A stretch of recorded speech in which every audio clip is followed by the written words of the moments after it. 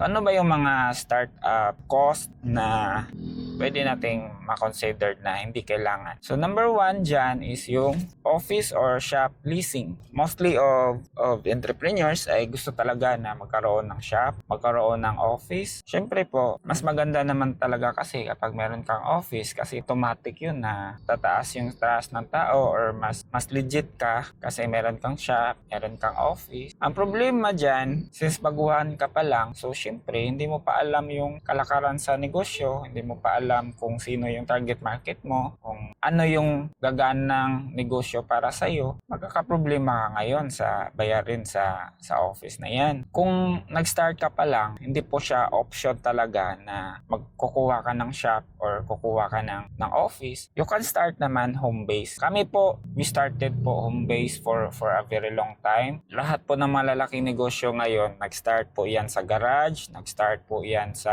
yung makatipid ka sa gastusin. So, hindi po siya requirement na kukuha agad ng office ha. Kasi dyan kadalasan nasusunog yung yung mga nagsisimula pa lang na magnegosyo kasi gusto nila agad merong office, merong shop. Pero in reality naman pala, hindi naman pala yan kailangan.